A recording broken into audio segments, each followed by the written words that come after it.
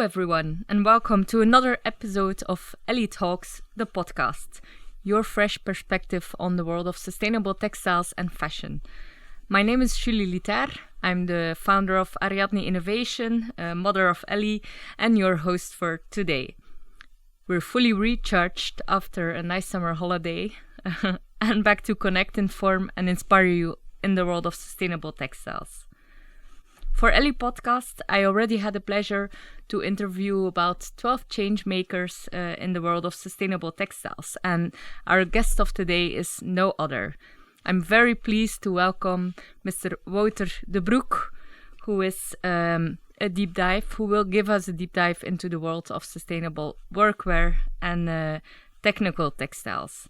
Wouter, you are the Sustainability and Communications Manager of Alsico. Very welcome. Can you maybe make a brief introduction of yourself? Who is Wouter De Broeck and what really drives you? Yeah, good afternoon. First of all, I'd like to thank you for inviting me to this podcast. It's really an honor. What is my function, or who am I? Just in 2 words, I am responsible for sustainability and communications at Alsico, which is a producer of workwear and protective garments. To tell something about myself, I have no textile background. I'm actually coming from media, but at a certain point, I thought I should, instead of just writing on environment and energy topics, I should actually do something to make a contribution to change. So I took a master's in environmental management, and then I saw this opportunity at Alsico, which is a global company. It's actually quite big. It has 10 business units all over the world, 9,000 people. And I saw especially a big, a great motivation to actually take action on the sustainability issue. So there was a great challenge, and I took the challenge 5 years ago. We have been working, but far from over, I would say. Yeah, it's great to see and read so much about your company. Maybe for the people who are listening today who don't know Alsico, who is, as you said, a global company renewed everywhere, I think. What does Alsico do? What products do you make, and where can people find them? Yeah, now Alsico, as I said, produces workwear, and that you have to imagine is a type of garment that you use when you, put it simple, when you work, and that can be in several industries. It can be from, let's say, hospital nurses to people working in retail, to people working in industry. They need they need the clothing, professional clothing, to be comfortable during the day and to do their work. And sometimes they, it's also, it's the kind of garment the companies use to put their logo on, to create a kind of a visibility. That's the type of workwear. We also, and that's also produce, and that's a very important part, protective garments. And those are, technically and standardized garments who protect against specific risks. So imagine you're working at a steel mill and you need to be protected against heat and flames or metal splashes. Then we make a garment that will specifically protect you against those risks. Okay, so it's the addition of functionalities that makes the difference between the two. Exactly. Okay. In one of the recent interviews, we found that you produce on average 400,000 pieces of clothing every week. Where does that place Alsico in the competitive landscape? Do you control the full supply chain on that, or how do you work? That's a good question, because those 400,000 pieces is in effect a big number, and it's correct. The 10 business units just mentioned before, they have each of them, they working with several production locations, which are also owned by Alsico. It's a very important, let's say, piece of our strategy to be fully owner of our productions. But that gives us the opportunity, let's say, to manage that capacity and to be able to produce that kind of quantity with a steady flow of those 400,000 a week. But that's quite huge and gives us also a big responsibility as towards the type of quality we produce and what is going to happen with the clothing during and after life. Yeah. Well, let's come back on that later. First of all, I would like, because I like to zoom in on the people who are sitting next to me today as well. So you are Sustainability and Communications Manager. How, Wouter, does an average day look like for you?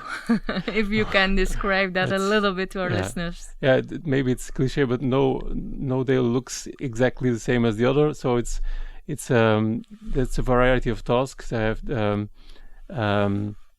have the good luck to collaborate with a range of very, very competent colleagues as well. For example, I can have a meeting with the raw material expert on how we are going to focus on certain materials. We can have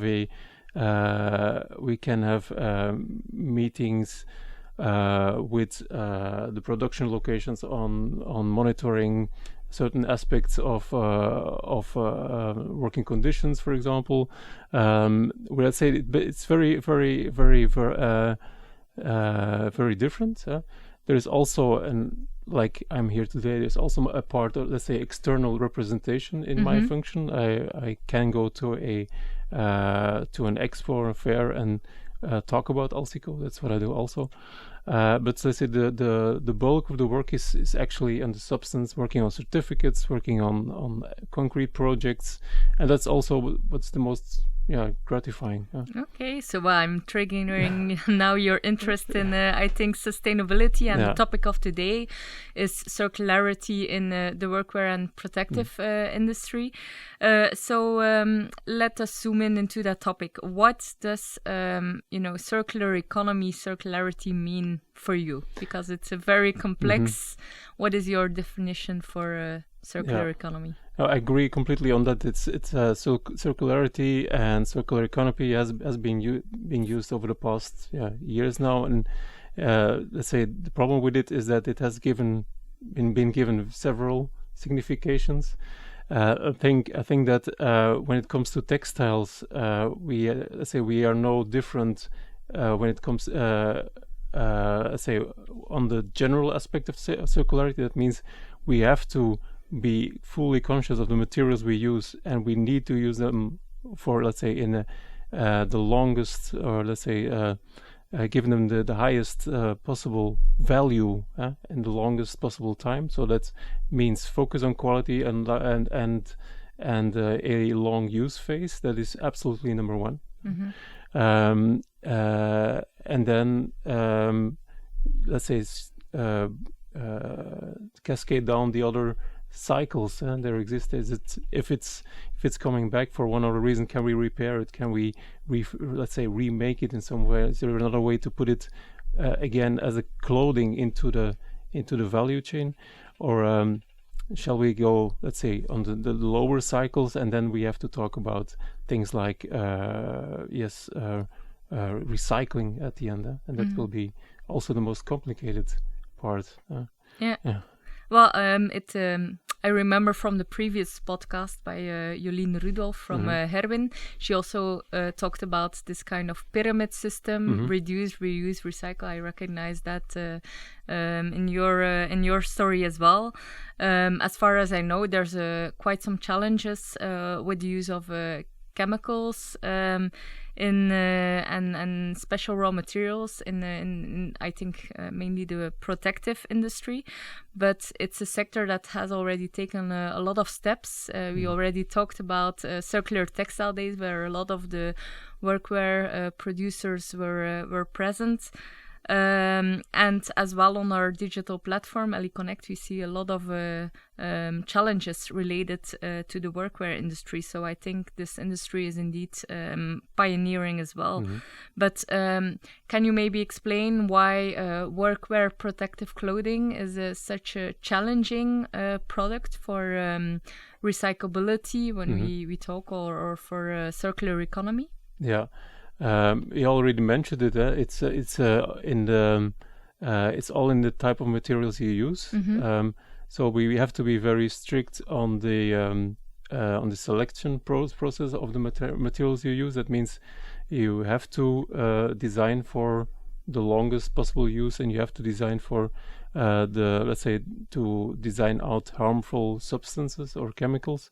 Now, as you said, for some types of clothing, that's has been proven to be difficult. When we, for example, go looking for a substitute for a certain material, let's say we can come to the fact that all the suppliers say that it's not available. So we have a problem that there is no substitute that guarantees the same kinds of functionality. Let's say water repellency, for example, or oil repellency. There is still a challenge for material development, I think, to design out really the chemicals. That's a huge issue at this moment. And there is also, at a lower scale, we have a practical problem at this moment when we're looking at the recycling solutions we have. That is reflective tape, something very, very normal, you would say, as a reflective tape. We have no direct option for that because it's too rigid to be, shredded and put in a solution like insulation material. So there also we need some development to take those out. I wanted just before you had a remark, which was very interesting, with why the workwear industry is so, let's say, very, very much maybe a bit ahead of normal textiles when it comes to circularity. There's one reason for it, I think, is because we actually have been doing some things for quite a while that are now considered circular, because you have to know that almost 70% of our clients are industrial laundries.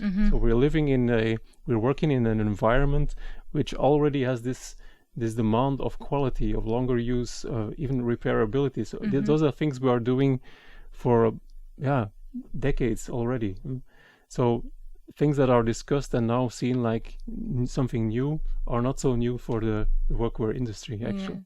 And maybe also the logistic problems, because it's a huge challenge, as I hear in the fashion industry. But there, of course, with washing companies, you already have some kind of logistic supply chain set up for that, I can imagine. So exactly, because one of the big advantages of the let's say collaboration with laundries is that they have a single point of collection, and they actually are they can decide on factual criteria when the end of life of a clothing is taking place, because they are at let's say the end of the cycle, and the logistics cycle. You can say, okay, after 100 washes, this piece of clothing can be no longer used, and there is at one place a huge amount of clothing available that can be directed to a recycling solution. So I think there is some big advantages there. Okay. If we zoom out to Alsico again, from what I can read and hear, sustainability has been in the mission of Alsico for a very long time. Is this something that has always been there, or something that has grown during the past few years? No, it's. I wanted to say that because it's not. I didn't. Let's say I didn't start. It didn't start with you.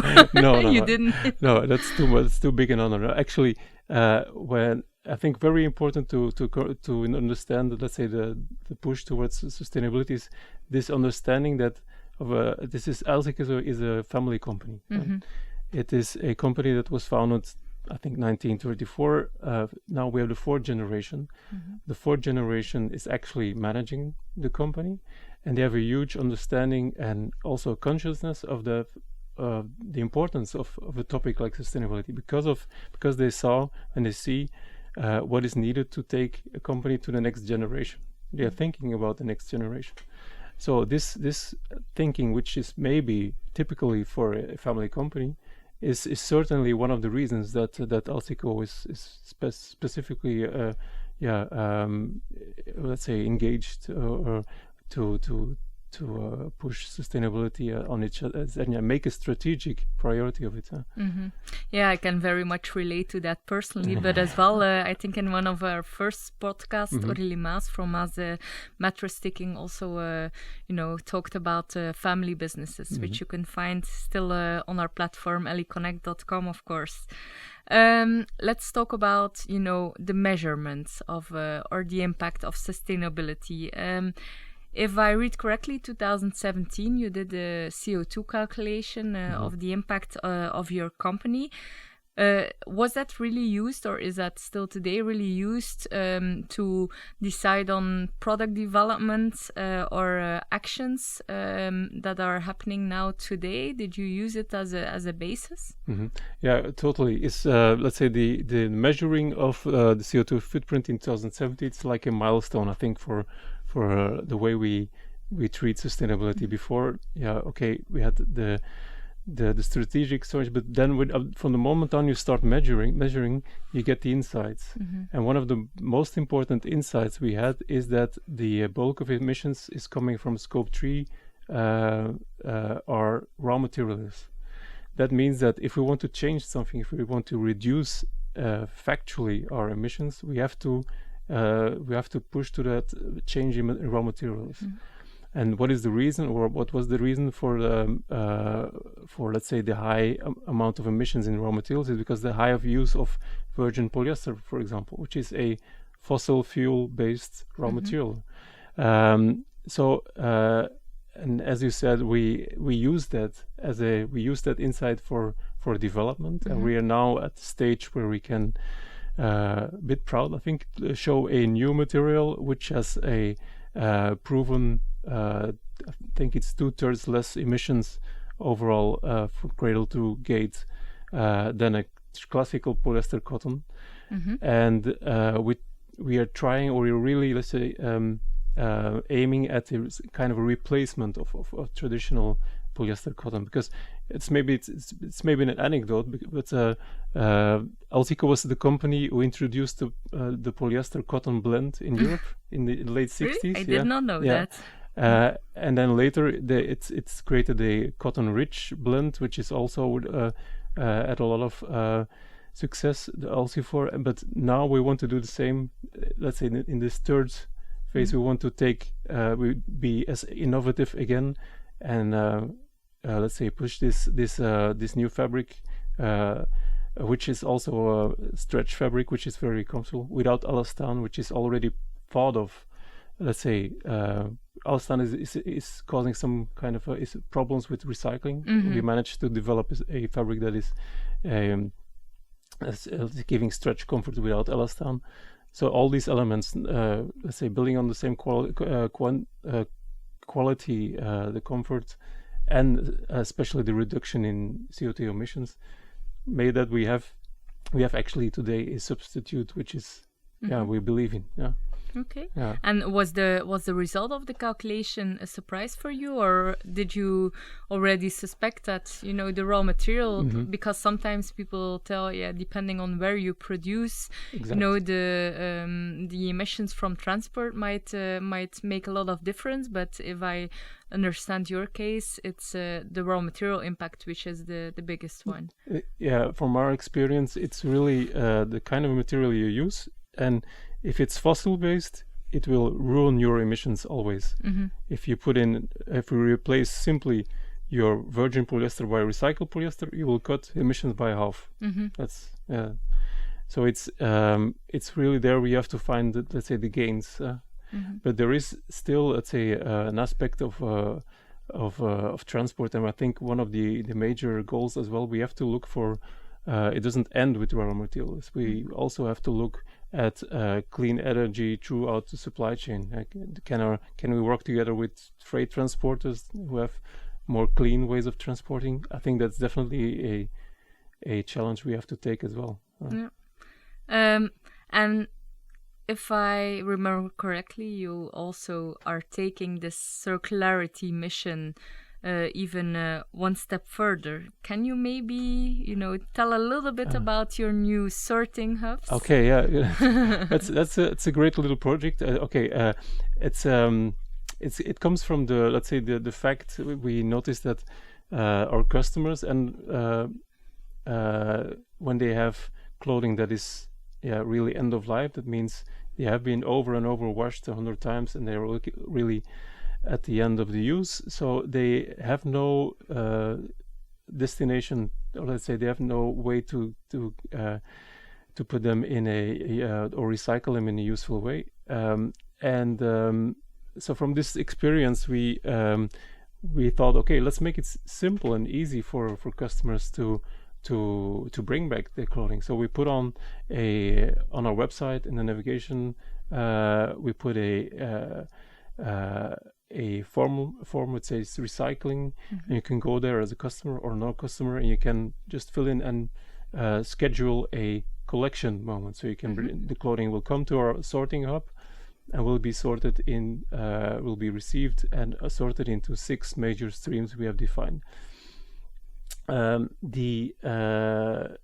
say the hub is, and that's one particular, I think, interesting aspect of the project was that the hub is managed by people who used to work as in our workshop. We have still a workshop in Ronse where people stitch model samples, do some repair, but we also involve them in this project, and actually they have learned new skills like invoicing by SAP, or doing reporting on how much kilos that went in, went out, a range of different tasks, and they actually are now, let's say, the motor of the whole project, and they're pretty enthusiastic about it as well. So it has been very interesting to see that it's really carried by a whole, let's say, by the company as a whole. And then the sorting, as you say, it's for now it's 6 streams. That we're sorting color, white, unused clothing. That happens as well. Clean room clothing, which is from our sister company Alsico High-Tech. We are a big producer of so-called clean room suits made for the pharmacy industry and chip industry, and which is a very interesting stream because it's made of 100% polyester. So you can go to a fiber recycling. Okay. And then there is other streams like cutting waste and pre-industrial waste, which is rather small in our case. And then you have the reflective tapes, which are a headache. Which are growing. Yeah. Okay. Yeah. Okay. And is there some kind of business model after this, or is this really for as a social or at this moment purpose project? Yes. Yeah. You can say it's made as a business, but it's not that it's thought to be a very big or profitable business, because there are 2 aspects on it. The price we ask for this service to the customer is fairly low, because we want to be competitive with the price for incineration. At this moment, incineration is still at 15-20 cents per kilo, and we want to be near that. So we are on, I think we are break even, but we are asking 25 cents. That's a bit more. And also, you said there is a social aspect. We want to focus on those people, and we want to guarantee them that they can continue working at that place in Alsico. But I think there is quite a challenge to take this to a next level and to make it really profitable. Yeah. And how do your customers, work with this? Are they enthusiastic as well to being? Yeah, I think so. I think as you know, the EPR regulation is coming in Holland. Extended producer responsibility. Yes, exactly. And the people are very conscious about what is coming their way. So Yes, I think the customers are interested. They are calling in. They want to know more about it, and some have already started. Some have been doing this for a long time also. So I think this will grow naturally. Yeah. Okay, interesting. So for the the younger change makers that are listening today, do you have some lessons you learned doing this project you would like to share? Yeah, I think the biggest lesson is that you don't know nothing until you actually start doing it, because on paper everything looks fine, but then when you start designing the place and making it clean for reception and informing the people of what's going to happen, make them be, as I said, involved, make them feel involved as well. Dealing with all kind of practical issues, say from the website form that's not working to I don't know, transport issues. Until this is in place and working, it takes some time. So actually, the only lesson I want to share is just start now, because it takes some time to put on any kind of project in this area, because most things are new and they have to be invented. Put on your boots, I always say. Exactly. Take the first step. But this is definitely, again, a lesson we will share. So we will also share a practical report on what we've learned about recycling in the workwear and protective industry. So definitely we will take this lesson with us. So what is the next step for this project? Is your ambition to really scale up this project? How do you see it? I think that the next step will be getting a grip on the streams that are incoming and knowing what is the quantity and the frequency of the clothing that is entering. Because if you want to imagine, we start recycling the 100% polyester, we want to use it in our garments, we have to know how much we have and what we can, let's say, promise to our clients before we start doing anything. So we have to be, say the amount of feedstock that is entering, as they say, has to be clear for us. We have a lot of, let's say, pilots going on. This is a bit, let's say from the 100% polyester recycling to the, I don't know, looking at several technologies, but as you know, there are several recycling technologies, chemical recycling, thermomechanical. So we are in those and we are trying a lot of stuff. And then I think that when you have both and you know what is the input and when you have a economically viable technology, then I think we definitely go next level and make clothing with your own or with feedstock coming from a reliant partner. Yeah, because I think in previous podcasts as well, but as well in research and in questions we see on our platform is really that the supply-demand matching between recycled materials is a challenge and is important to trace and to track indeed. I think what we also learn is that the collaboration and the openness of the industry is very important.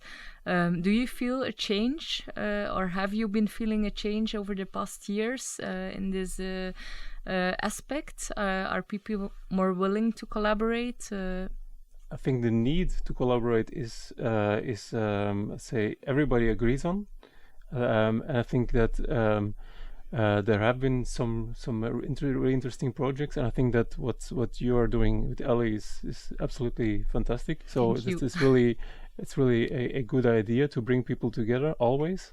The amount of projects that are really coming out of collaborations is still very low. I think it can be more intensive. So I think the reluctance to work across the supply chain is still there. It has to be to go up, let's say, as we call it, because we were part of the so-called Rehubs Initiative, and one of the conclusions to get to recycling at scale, you need this collaboration. Yeah, absolutely.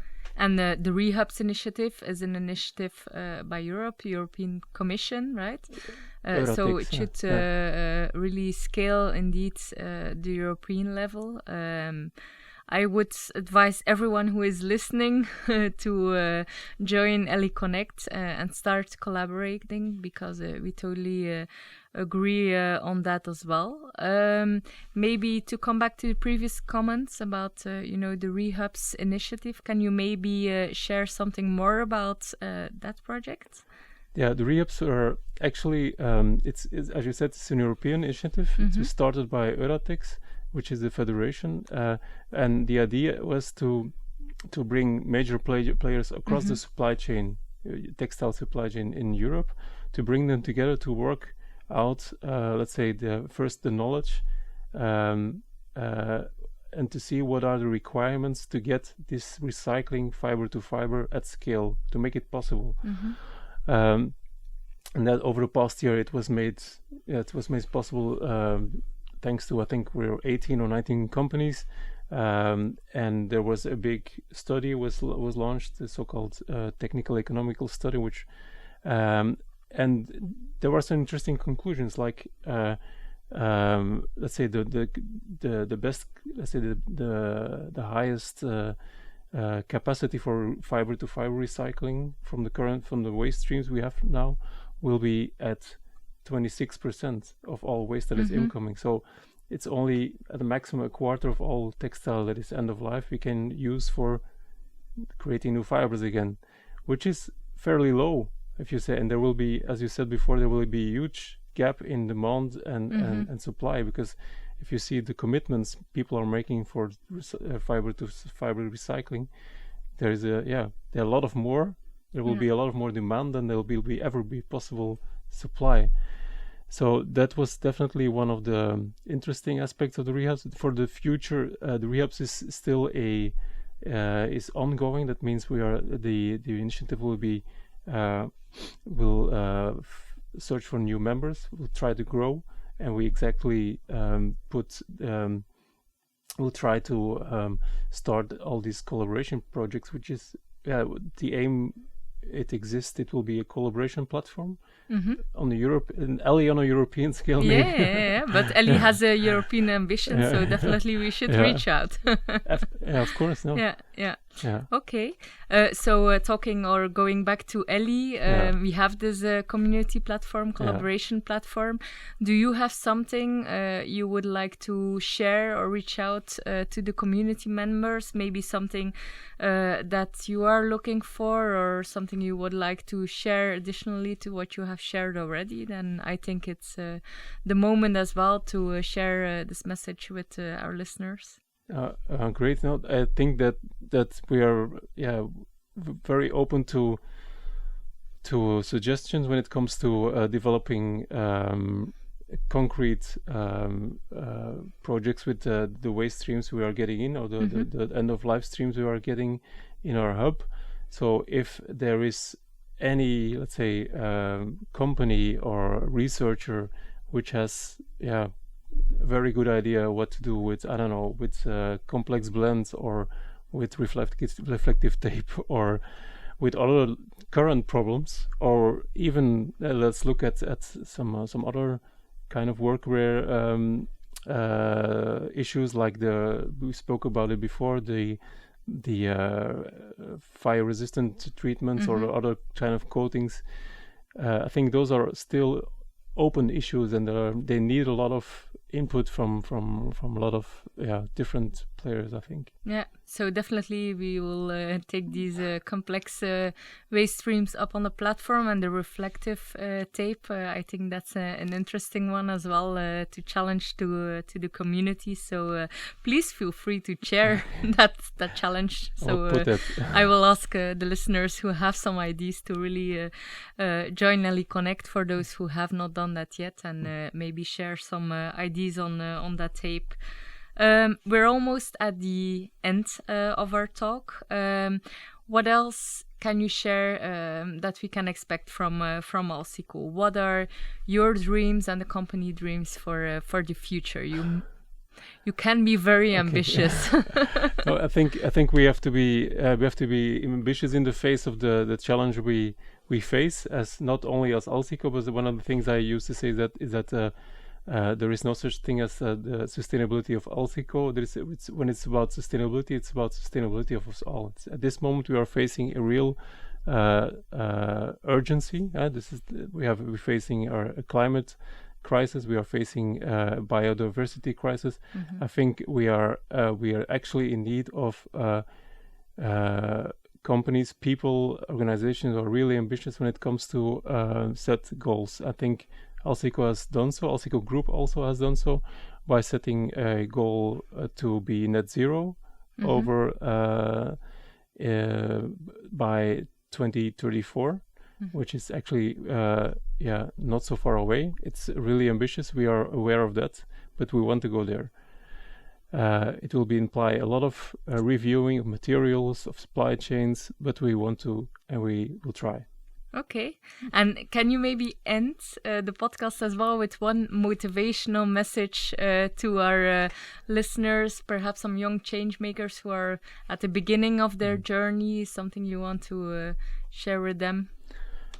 Yeah, I think when you have a good idea and you're absolutely convinced of it, please go for it, please, because it is possible that your good idea is not, let's say, people are not considering it, but I think we need this motivation of younger people, of bright and let's say this research that exists already has to be channeled to scaled projects now, and therefore we need motivated people, younger or not, all of them. So this is a call to action to everyone who is motivated. Please join the movement, the community, and get your boots on, I would say. So this brings us to the end of the podcast. Wouter, I thank you very much for your information, your insights into the world of circularity in the workwear and protective industry. I hear a lot of challenges, but as well a lot of opportunities. So I wish you very good luck with the next steps as well for Alsico and for your broader purpose into the world of sustainable textiles. I would say to the listeners today, if you would like to connect with Wouter, please join us on www.Ellie.Connect.com. You can share your questions, your challenges as well. Be sure to follow as well our social media. If you have any comments, additions, questions, please let us know what you thought of this podcast. Did you like it? Please drop us a comment. We like your feedback. Keep on following Ellie for the interesting report that will be published as well. And I would say next podcast will be for end of October. Keep on following because it will be very interesting as well. Thank you for listening and keep on doing great things. Thank you.